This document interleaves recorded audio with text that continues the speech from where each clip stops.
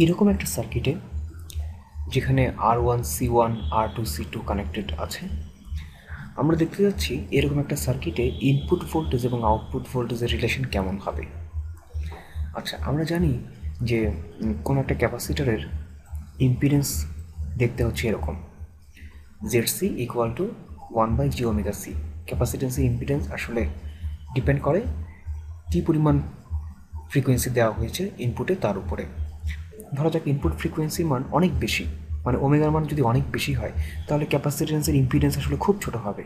আর যদি ওমেগার মান অনেক কম হয়, ফ্রিকোয়েন্সি অনেক কম হয়, তাহলে ক্যাপাসিটেন্সের ইম্পিডেন্স অনেক বেশি হবে। তাহলে ধরা যাক এই সার্কিটে আমি ইনপুটে কোনো একটা ভোল্টেজের সাইন, ধরা যাক ইনপুটে একটা সাইনোসয়েডাল ওয়েভ দিয়েছি, এই সাইন ভোল্টেজের ম্যাগনিটিউড একই রেখে ফ্রিকোয়েন্সিকে চেঞ্জ করতেছি। তাহলে আমরা দেখতে যাচ্ছি যে ফ্রিকোয়েন্সি যদি ম্যাগনিটিউড একই রেখে শুধু ফ্রিকোয়েন্সি চেঞ্জ করা হয়, তাহলে আউটপুট ভোল্টেজের ম্যাগনিটিউডটা কীভাবে চেঞ্জ হয়। ধরা যাক ইনপুট ভোল্টেজের ফ্রিকোয়েন্সি খুব কম, যদি খুব কম হয়, মানে ওমেগার মান যদি খুব কম হয়, তাহলে ক্যাপাসিটেন্সের ইম্পিডেন্স অনেক বেশি। যদি ক্যাপাসিটেন্সের ইম্পিডেন্স অনেক বেশি হয়, তাহলে আমরা ধরে নিতে পারি যে এই যে C1 C2 এগুলো হচ্ছে অলমোস্ট ওপেন সার্কিট। যদি ওপেন সার্কিটের মতোই আচরণ করে, তাহলে আসলে ইনপুট ভোল্টেজ থেকে খুব বেশি কারেন্ট R1 C1 এর ভিতর দিয়ে ফ্লো করবে না। যেহেতু এই R1 C1 খুব বেশি কারেন্ট যাচ্ছে না, কাজে R2 এর ভেতর দিয়েও খুব বেশি কারেন্ট যাবে না।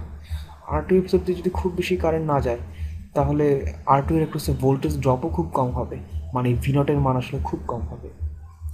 সো ওমেগার মান খুব ছোট রাখলে V0 এর মানও খুব ছোট হবে। আর ওমেগার মান যদি খুব বড় হয়, মানে অনেক বড় একটা ফ্রিকোয়েন্সি দেওয়া হয়, সে 1 গিগাহার্টজ ফ্রিকোয়েন্সি দেওয়া হচ্ছে, তাহলে আমাদের V0টা কেমন হবে। যদি ওমেগার মান খুব বড় হয়, তাহলে ক্যাপাসিটেন্সগুলো ইম্পিডেন্স খুব ছোট হবে, 1/J ওমেগা সি খুব ছোট হয়ে যাবে। তার মানে হচ্ছে ক্যাপাসিটেন্সগুলো প্রায় শর্ট হয়ে যাবে। যদি ক্যাপাসিটেন্স প্রায় শর্ট হয়ে যায়, তাহলে দেখো R1 C1 এখন আগের চেয়ে অনেক বেশি কারেন্ট যাবে, এটা ঠিক আছে, ক্যাপাসিটেন্স শর্ট হয়ে যাওয়ার কারণে প্রচুর কারেন্ট যাচ্ছে। কিন্তু এখানে C2 এটাও শর্ট হয়ে গেছে। C2 যদি প্রায় শর্ট হয়ে যায়, তাহলে আসলে C2 এর ক্রসে ভোল্টেজ ড্রপ V0 এইটা জিরো হয়ে যাবে, জিরোর কাছাকাছি চলে যাবে। তার মানে সব কারেন্টই আসলে এই শর্ট সার্কিট দিয়ে চলে যাচ্ছে, R2 এর ভিতর দিয়ে কোনো কারেন্টই যাচ্ছে না। সো ওমেগার মান যদি খুব ছোট হয়, তাহলেও V0 খুব ছোট হবে। ওমেগার মান যদি খুব বড় হয়, তাহলেও V0 খুব ছোট হবে। আসলে ওমেগার মান 0 থেকে ইনফিনিটি পর্যন্ত যদি ভ্যারি করি, তাহলে কোনো একটা মাঝামাঝি ফ্রিকোয়েন্সিতে দেখা যাবে V0 এর মান হচ্ছে সবচেয়ে বেশি। তার মানে আমি যদি ইনপুট এবং আউটপুট ভোল্টেজের শুধুমাত্র ম্যাগনিটিউডটা আঁকি, তাহলে সেটা দেখতে এরকম হবে।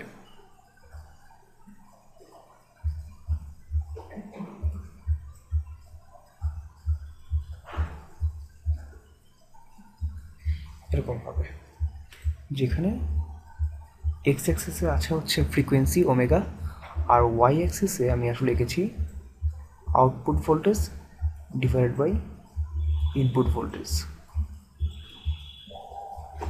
দেখা যাচ্ছে যে ওমেগার কোনো একটা পার্টিকুলার মানের জন্য V0 এবং Vin এর রেশিও হয় ম্যাক্সিমাম, এবং এই পার্টিকুলার ফ্রিকোয়েন্সিটাকে বলা হয় রেজোন্যান্ট ফ্রিকোয়েন্সি। আচ্ছা, অ্যাম্প্লিটিউড তো বুঝলাম, কিন্তু ফেজের কী অবস্থা। ফেজ বলতে আসলে বোঝাচ্ছি যে ইনপুটে আমি যদি একটা সাইন ওয়েভ দিই ভিআইতে, তাহলে V0 এটাও একটা সাইন ওয়েভ হবে, দ্যাটস ওকে। কিন্তু সেই ইনপুটে আমি যে ফেজের সাইন ওয়েভ দিয়েছি, আউটপুটে কি সেই ফেজের সাইন ওয়েভ পাওয়া যাবে কি না। ধরা যাক ইনপুটে আমি যদি VI এটার মান যদি ধরো সাইন ওমেগা টি হয়, তাহলে আউটপুট ভোল্টেজের মান এটা কিন্তু ঠিক সাইনোসয়েডাল হবে, ঠিক আছে, ভি আউটপুটের মান, কিন্তু ফেজ একই নাও হতে পারে। ফেজটা হয়তো এরকম হবে sine omega t plus theta. এই থিটার মানটা আসলে ফ্রিকোয়েন্সির সাথে কীভাবে ভ্যারি করে সেটা আমরা দেখতে যাচ্ছি। আচ্ছা, যদি ফ্রিকোয়েন্সি খুব কম হয়, মানে জিরোর খুব কাছাকাছি হয়, তাহলে আগের মতোই জিরো খুব কাছাকাছি হলে ক্যাপাসিটেন্সগুলোর ইম্পিডেন্স অনেক বেশি হবে, 1/j⍵c অনেক বড় হবে। ক্যাপাসিটেন্স ইম্পিডেন্স যদি অনেক বেশি হয়, তাহলে আমরা ধরে নিতে পারি যে এই C2, এই ক্যাপাসিটরটা অলমোস্ট ওপেন। যেহেতু C2 ক্যাপাসিটর প্রায় ওপেন, কাজেই C2 এর ভেতর দিয়ে কোনো কারেন্ট প্রায় যাবেই না, খুব অল্প কারেন্ট যাবে। যেটুকু কারেন্ট R1C1 দিয়ে আসতেছে, সেই পুরো কারেন্টটা আসলে শুধুমাত্র R2 ব্রাঞ্চ, এই রেজিস্ট্যান্সের ভিতর দিয়ে যাবে। যদি তাই হয়, তাহলে আসলে আমাদের সার্কিটটা আমরা ইচ্ছা করলে আরেকটু সহজ করে রাখতে পারি। সেটা হচ্ছে এরকম, এইভাবে রাখতে পারি। ক্যাপাসিটর এবং রেজিস্ট্যান্স,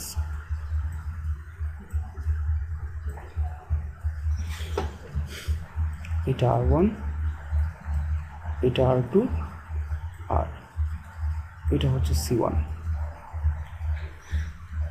দেখো, C2 ক্যাপাসিটরকে এখানে আসলে আঁকা হয়নি, কারণ ধরে নিয়েছি ওমেগার মান আসলে খুব ছোট, প্রায় জিরোর কাছাকাছি। যদি ওমেগার মান এরকম খুব ছোট একটা ভ্যালু হয়, তাহলে সার্কিটটাকে প্রায় এরকম একটা সার্কিট দিয়ে রিপ্লেস করা যায়। যদি তাই হয়, তাহলে আমরা খুব সহজে এই সার্কিটে আউটপুট ভোল্টেজ এবং ইনপুট ভোল্টেজের ফেজের রিলেশন কেমন হবে সেটা বের করতে পারি। আমরা লিখতে পারি এইভাবে যে output voltage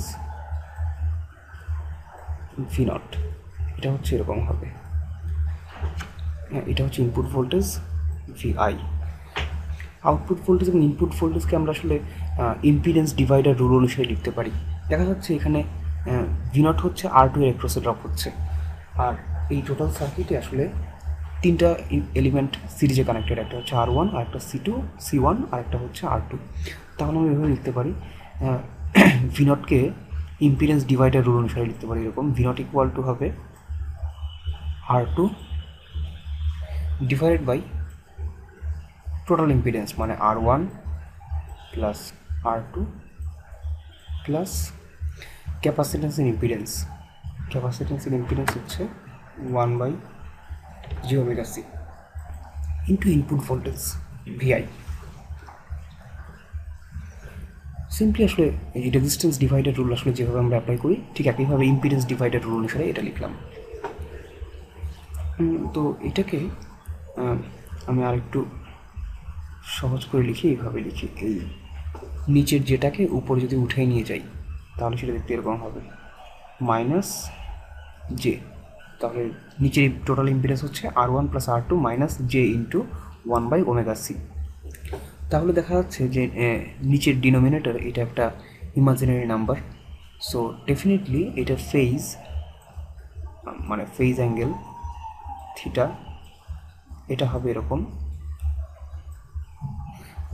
tan inverse imaginary number divided by real number. তার মানে এরকম দাঁড়াচ্ছে 1/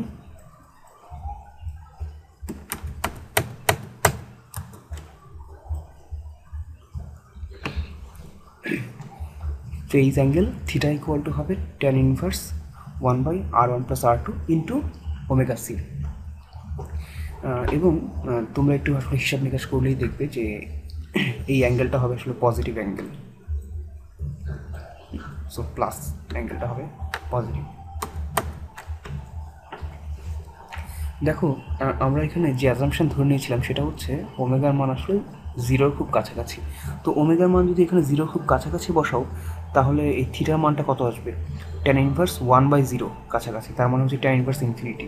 সো ওমেগার মান যদি জিরোর খুব কাছাকাছি ধরো, তাহলে থিটার মান আসবে অলমোস্ট 90 ডিগ্রি।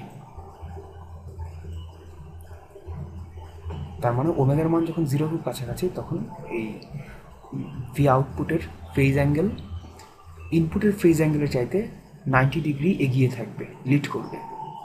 আচ্ছা, আর যদি ওমেগার মান অনেক বড় নেই, মানে ওমেগার মান যদি আমি ইনফিনিটির কাছাকাছি নিই তাহলে কী হবে, যদি ওমেগার মান অনেক বড় নেই, সে ওমেগার মান প্রায় ইনফিনিটির কাছাকাছি, তাহলে কী অবস্থা হবে? ওমেগার মান যদি খুব বড় হয় তাহলে এখানে দেখতে পাচ্ছি আমরা যে এই ক্যাপাসিটরগুলো C2 এবং C1 এরা প্রায় শর্ট হয়ে যাবে। যদি প্রায় শর্ট হয়ে যায়, ধরো C1 প্রায় শর্ট, কাজেই আমরা এই C1কে নেগলেক্ট করে এইভাবে লিখতে পারি, আমরা লিখতে পারি একটা ভোল্টেজ সোর্স, তারপরে রেজিস্ট্যান্স, তারপরে এই যে এই সার্কিটে R1 এর পরে আর C1কে আমরা লিখবো না, জাস্ট C1 তো প্রায় শর্ট, সো এটাকে আমি শর্ট করে দিচ্ছি, C1কে আমি জাস্ট শর্ট করে দিচ্ছি, আর বাকি আছে হচ্ছে R2 এবং C2। যেহেতু অনেক বড় ফ্রিকোয়েন্সির জন্য C2 প্রায় শর্ট, কাজেই R1 C1 এর ভিতর দিয়ে যে কারেন্ট আসবে সেই কারেন্টটা পুরোটাই শুধু C2 এর ভিতর দিয়ে যাবে, R2 এর ভিতর দিয়ে কোনো কারেন্টই যাবে না। কাজেই আমি R2কে প্রায় ইগনোর করবো, R2কে ইগনোর করে আমি শুধুমাত্র C2 ক্যাপাসিটেন্সটা আঁকতেছি। C2 ক্যাপাসিটেন্স যদি আঁকি তাহলে আলটিমেটলি সার্কিটটা এরকম একটা খুব সিম্পল একটা সার্কিটে দাঁড়াচ্ছে।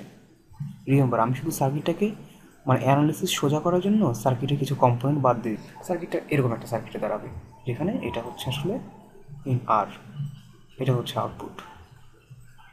আমাদের টার্গেট হচ্ছে যে আউটপুট ভোল্টেজের ফেজ অ্যাঙ্গেলটা কত হবে সেটা বের করা। তাহলে এই সার্কিট থেকে আমরা দেখতে পাচ্ছি যে আমি যদি আবার আগের মতোই রেজিস্ট্যান্স দিয়ে ইম্পিডেন্স ডিভাইডার রুল অ্যাপ্লাই করি, তাহলে দেখতে পাচ্ছি যেহেতু V0 হচ্ছে C2 ব্রাঞ্চের অ্যাক্রসে ড্রপ হচ্ছে, এবং এই সার্কিটে R1 এবং C2 সিরিজে কানেক্টেড, কাজেই খুব সহজেই লিখতে পারি যে V আউটপুট হবে C2 ক্যাপাসিটেন্সের ইম্পিডেন্স মানে হচ্ছে 1/jωC divided by total impedance মানে R1 plus 1/jωC into VL input voltage.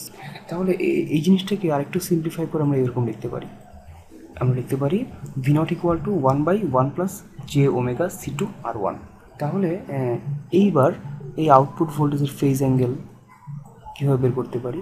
তোমরা দেখো যে এই আউটপুট সার্কিটের ফেজ অ্যাঙ্গেল হবে tan ইনভার্স তারপরে 1/1 প্লাস jωC2 R1, সো এটার ফেজ অ্যাঙ্গেল হবে এরকম ওমেগা R1 এবং সামনে একটা মাইনাস হবে। তাহলে দেখো এখানে বোঝা যাচ্ছে যে ওমেগার মান আমরা শুরু করেছিলাম এই অ্যাজাম্পশন দিয়ে যে ওমেগার মান যদি অনেক বড় হয় তাহলে যে প্রথম সার্কিটটাকে আমরা রিপ্লেস করতে পারি এইরকম একটা সিম্পল সার্কিট দিয়ে। তো ওমেগার মান যদি অনেক বড় হয়, ইনফিনিটির কাছাকাছি যায়, তাহলে এখানে ওমেগার মান ইনফিনিটির কাছাকাছি বসিয়ে দেখো যে আবার tan ইনভার্স ইনফিনিটি আসতেছে। তো tan ইনভার্স ইনফিনিটি মানে হচ্ছে প্রায় 90 ডিগ্রির কাছাকাছি। সো এইবার minus tan inverse omega C2 R1 equal to almost -90 degree. তার মানে আমরা বুঝতে পারতেছি যে ওমেগার মান যদি খুব ছোট হয় তাহলে থিটার মান হবে +90 ডিগ্রির কাছাকাছি, আর যদি ওমেগার মান খুব বড় হয় ইনফিনিটির কাছাকাছি যায় তাহলে থিটার মান হবে -90 ডিগ্রির কাছাকাছি। কাজেই আমরা আসলে প্রথমবার দেখো এই সার্কিটের জন্য ইনপুট এবং আউটপুট ভোল্টেজের ম্যাগনিটিউডের রেসপন্স কেমন হবে সেটা গেছিলাম, ফ্রিকোয়েন্সির সাথে সাথে এই ম্যাগনিটিউডের রেসপন্স কীভাবে ভ্যারি করে সেটা গেছিলাম। এখন আমরা যদি ফেজের রেসপন্সটা আঁকি তাহলে কেমন হবে? যদি আমরা আগে গেছিলাম ম্যাগনিটিউড, এখন আঁকবো ফেজ। দেখো ওমেগার মান যখন খুব ছোট মানে 0-র কাছাকাছি, ওমেগার মান যখন 0-র কাছাকাছি তখন থিটার মান 90 ডিগ্রি +90, আর ওমেগার মান যখন অনেক বড় ইনফিনিটির কাছাকাছি তখন থিটার মান হচ্ছে -90 ডিগ্রি। কাজেই ওমেগার মান যদি 0 থেকে ইনফিনিটি পর্যন্ত ভ্যারি করাও তাহলে ফেজ অ্যাঙ্গেলও ধরতে পারো যে +90 থেকে -90 পর্যন্ত ভ্যারি করবে, +90 আর এটা হবে -90 ফ্রিকোয়েন্সি ওমেগা। আসলে একটা ইন্টারেস্টিং ব্যাপার কি জানো, ঠিক দেখো মাঝামাঝি একটা পয়েন্টে মানে ওমেগার একটা পার্টিকুলার মানের জন্য ফেজ অ্যাঙ্গেল হচ্ছে 0, কোনো তার মানে ফেজ অ্যাঙ্গেল 0 মানে হচ্ছে ইনপুটে আমি যা দিয়েছি যে সাইন ওমেগাটি যদি দিই তাহলে আউটপুটেও আমি ঠিক এক্স্যাক্টলি সাইন ওমেগাটি পাবো, থিটার মান হবে 0, কোনো ফেজ ডিফারেন্স থাকবে না ইনপুট এবং আউটপুটের মাঝখানে, 0 ফেজ ডিফারেন্স। এবং ওমেগার ঠিক যে মানের জন্য আউটপুট ভোল্টেজ এবং ইনপুট ভোল্টেজের ফেজ ডিফারেন্স 0 হয়, ঠিক এক্স্যাক্টলি সেই একই মানের জন্য ভি আউটপুট এবং ভি ইনপুটের রেশিও হয় ম্যাক্সিমাম। এই ফ্রিকোয়েন্সিটাকে বলা হয় ওমেগার, এই সার্টেন ফ্রিকোয়েন্সিটাকে বলা হয় আসলে রেজোন্যান্ট ফ্রিকোয়েন্সি। আমি ওমেগা আর লিখতেছি, ওমেগা আর মানে রেজোন্যান্ট ফ্রিকোয়েন্সি, এবং এই ওমেগা আর ফ্রিকোয়েন্সিতেই আউটপুট এবং ইনপুট ভোল্টেজের ফেজ ডিফারেন্স হয় 0 ডিগ্রি।